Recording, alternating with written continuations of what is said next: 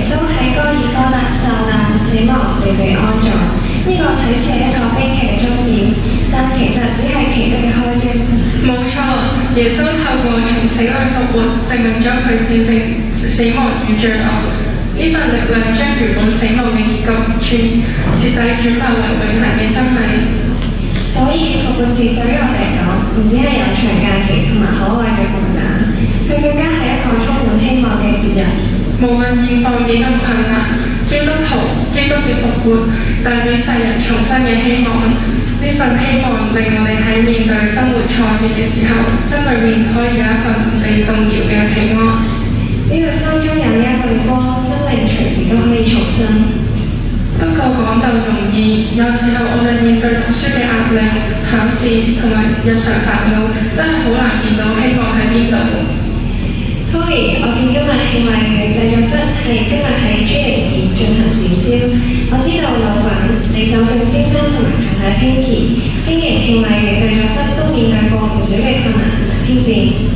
我哋今日好榮幸邀請到李守正先生同埋太太 Pinky 同我哋分享一下喺經營慶禮院嘅期間點樣見到復活嘅主帶俾佢哋嘅希望啦。好，而家讓我哋以全場最熱烈嘅掌聲歡迎李守正先生同埋太太。有請李生女士。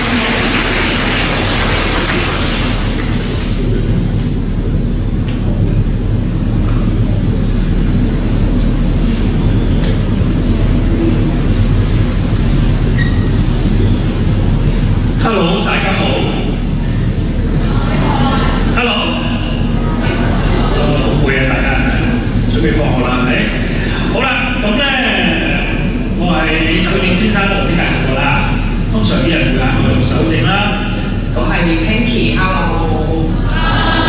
我太太。咁先嚟咧，我哋睇一段 video 先。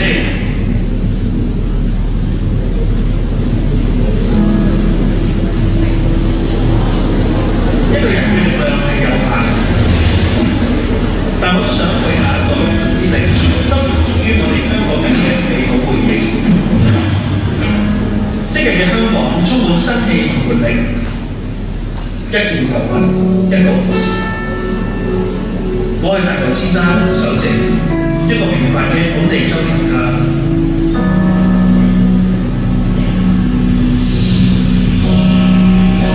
每次做訪問，啲人都會問我點解開始收藏，其實源於一個情緒病。以前喺出版社工作，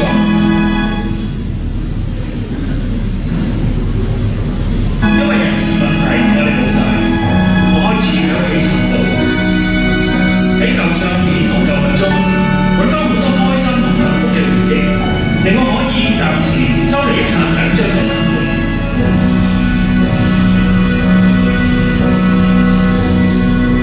回到從前無拘無束嘅童年，溫暖嘅家庭，快樂嘅校園。上一代嘅人俾你明白到所有嘢都唔係理所當然，而係不明不義，所以樣樣嘢都珍而重之。我始終希望第一代能夠分享到前人嘅努力同智慧。呢條長衫俾個老婆婆送俾我，我係自己過咗身之後，屋企人會當垃圾桶掟咗，交咗俾我，就好似放下心頭大石咁。原來我可以做多啲，為其他人去保留舊物同故事。2009年開始，我哋公司慶禮院製作室成立，同年亦都將我嘅收藏品喺灣仔南屋香港故事館同人分享。2012年，我嘅聖瑪利亞之旅展覽館開幕。我最大嘅滿足唔係名利，而係見到每個人同舊物相遇嗰份久別重逢嘅笑容。其實我好想見到我哋嘅香港人開心啲，喺面對無奈同逆境嘅時候，希望大家記住呢兩個字：簡單就是快樂。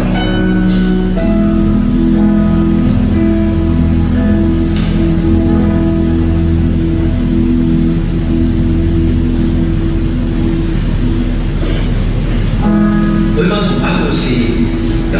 亦都有人中意。重要嘅唔係你記唔記得個故仔，而係裏面所表達嘅核心價值，能唔能夠滋養到我哋嘅生活，令你更加平安、更加喜樂。4年嘅展覽期話咁快就完啦，聖馬利亞之類展覽館要暫別，希望我哋有緣再見啦。我係陳豪先生首席，一個平凡嘅本地收藏家。係啦，呢個就係一個少少嘅開始啦。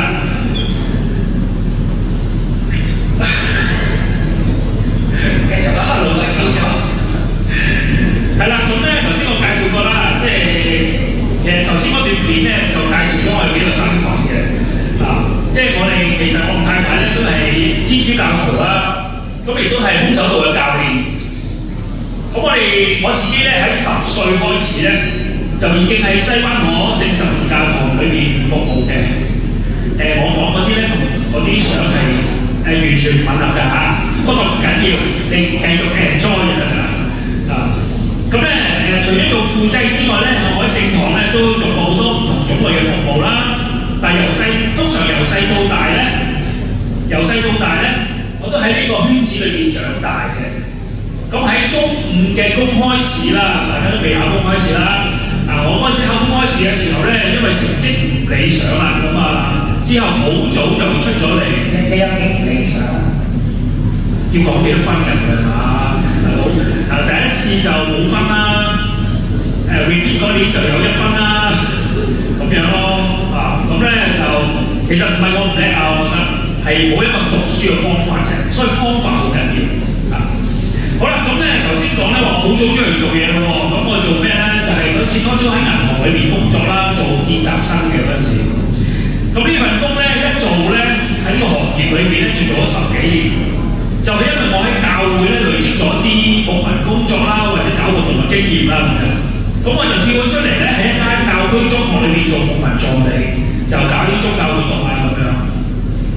咁後期咧我就喺慈幼會嘅一個售賣天主教物品嘅機構裏面工作啦，同時咧亦都喺聖人修院修讀宗教學士學位課程。咁2007年咧我就考獲咗呢個羅馬宗座傳信大學嘅宗教學學士。咁咧讀書呢4年咧，除咗攞張證書之外咧，就其實有好多得着。其中一樣咧就係同天主嘅關係咧好近。咁但係呢4年讀書之外咧，就有一段好艱辛嘅時間，就係咧因為我喺日間嘅工作上邊咧，喺人事嘅問題上邊咧，轉咗牛角尖，咁亦都得咗一個情緒病。所以其實咧頭先你睇嗰個 video 咧，嗰個簡單就是快樂係講緊我點解成為一個收藏家，其實因為一個情緒病，一個唔開心。因為發覺咧，以前咧即係覺得個世界好美好，原來咧越睇咧就越美好咁樣嚇，即係自己困住咗入邊。咁咧多謝天主啦，帶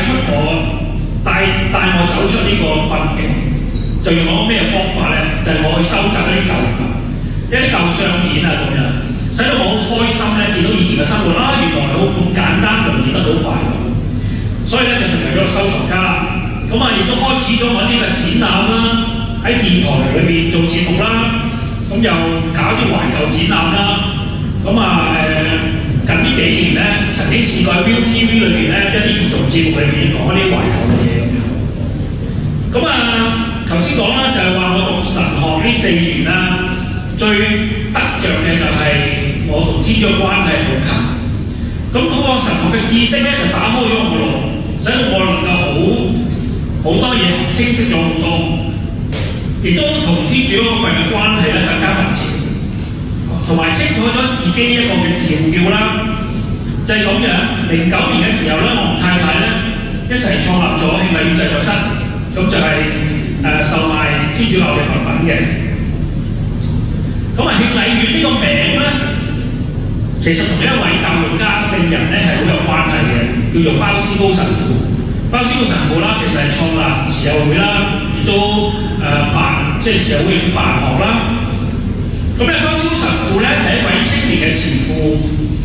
咁佢呢個聖人咧，佢喺1841年咧就晉鐸成為咗一位神父。當時咧，佢喺意大利都靈嗰個服務，佢眼見咧街上咧好多無家可歸嘅青少年露宿喺街頭。咁後尾佢喺都靈華道國嗰個地方咧就創立咗第一個青年中心，就叫做平麗苑啦。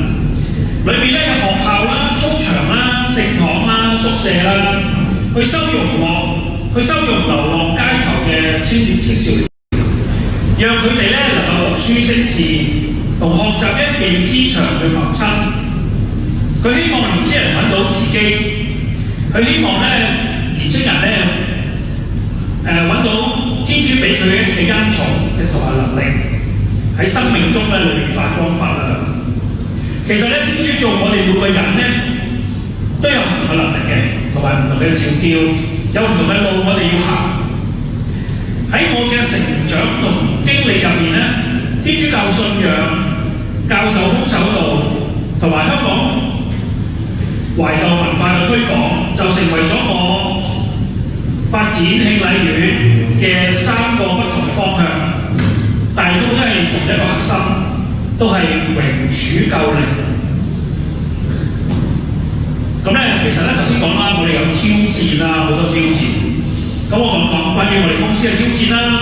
咁喺天主教圈子裏面咧，好少嘅人咧會自己自資去開間公司去售賣天主教嘅物品嘅。表面上係一個商業活動，做生意啦。其實實際上咧，真係唔似做生意嘅，因為係不討好。我哋咧呢啲小店咧喺香港，佢經營成本咧實在太高啦，根本追唔上。唔好話賺錢啦，連租金都未交到。之前嘅疫情期間咧，教堂同埋空手道嘅活動啦，全部都要停啦。咁我哋又零收入，冇開支，冇收支，冇支出，有支出冇收入，好出入太大。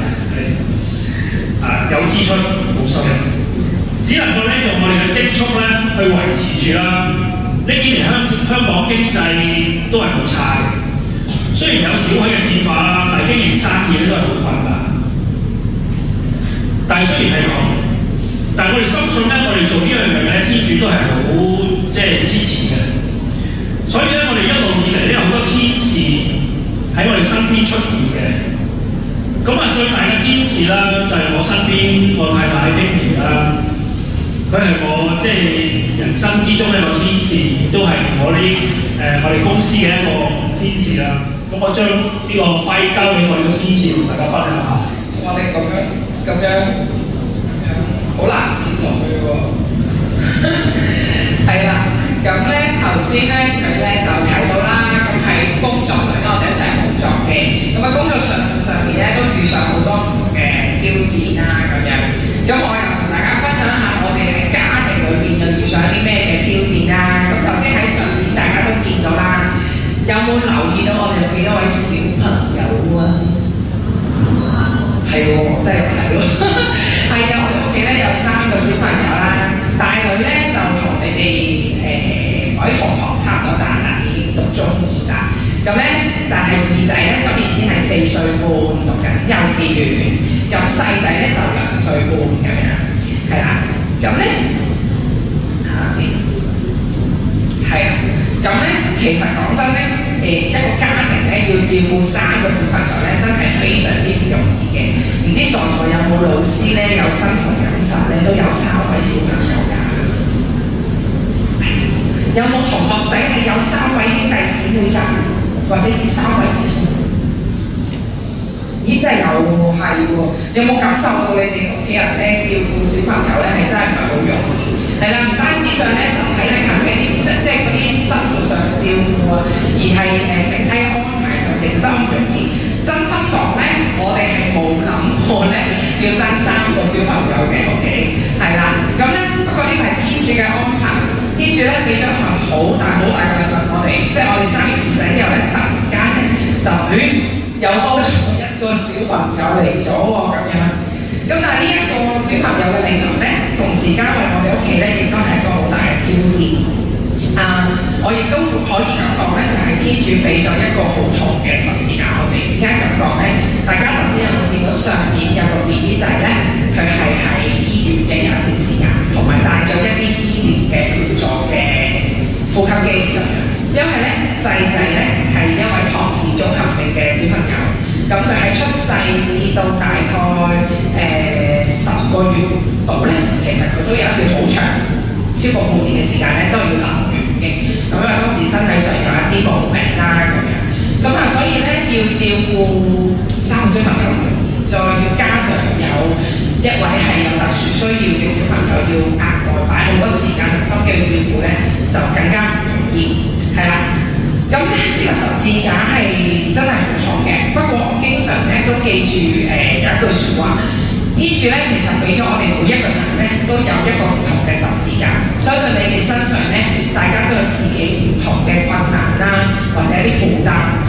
但係咧，希望同學仔都記住，天主咧同樣俾咗足夠嘅恩寵你哋咧去孭起呢一個十字架嘅，所以唔需要擔心。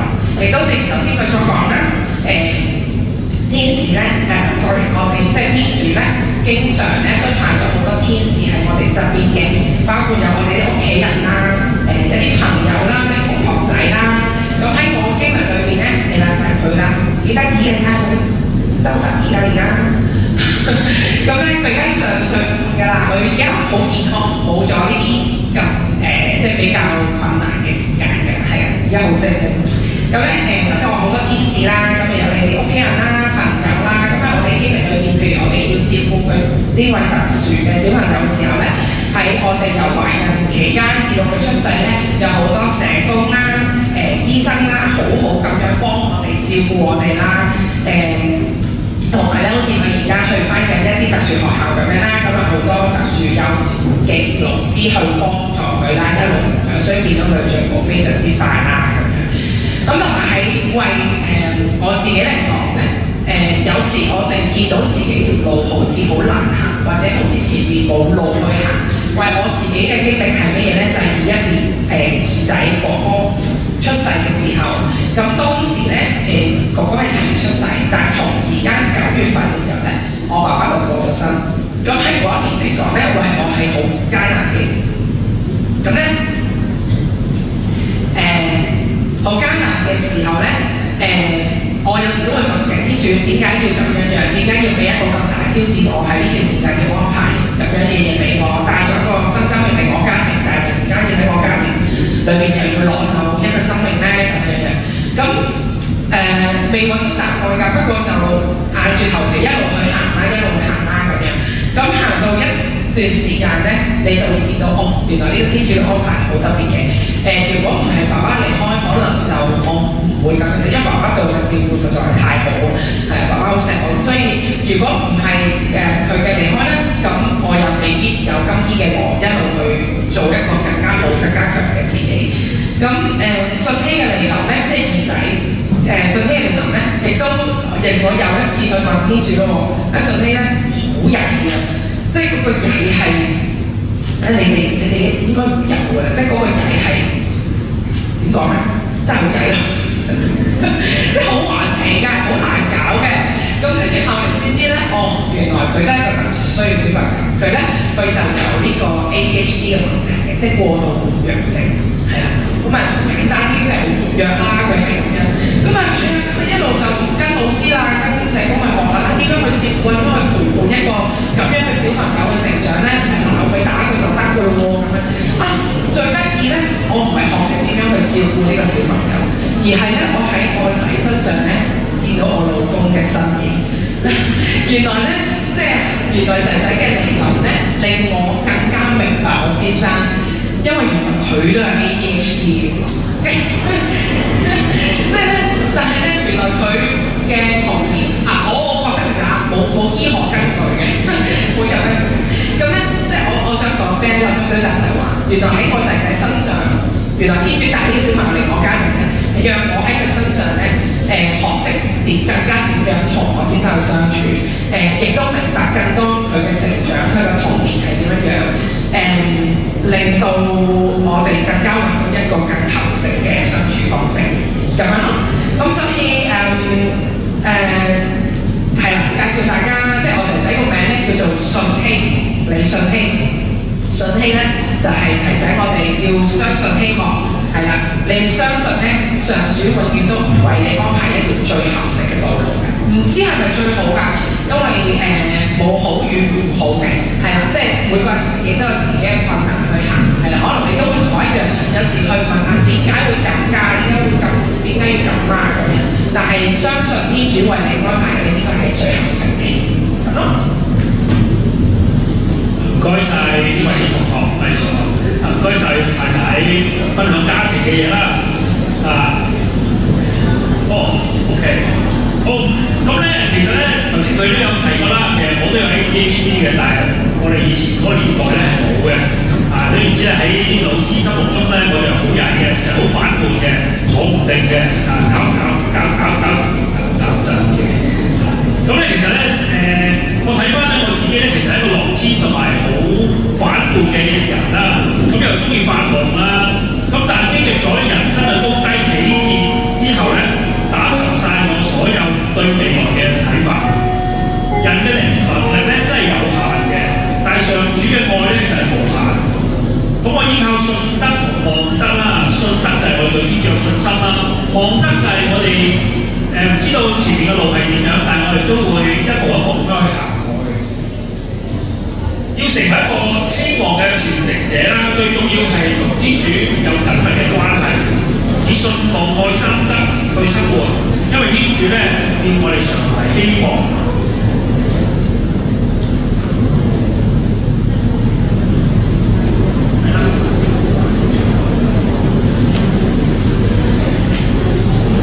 其實咧，我哋今日分享嘅題目咧，同你哋嘅校歌咧都有關係嘅喎，即係第2句、第3句同埋第4句都好有關係嘅。咁跟住咧，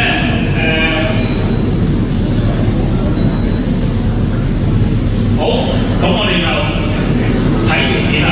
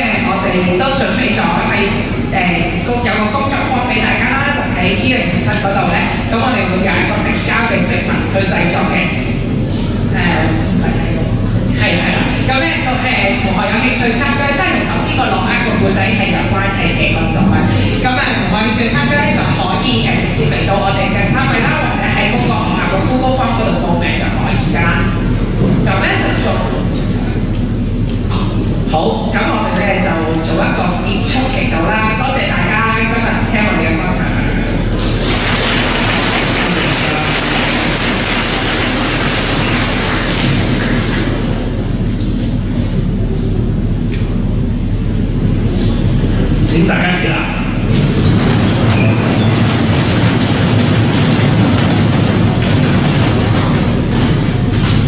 因父及子及聖神之名，阿們。仁慈嘅天父，感謝你賜予咗我哋生命，呢一份咁寶貴嘅禮物。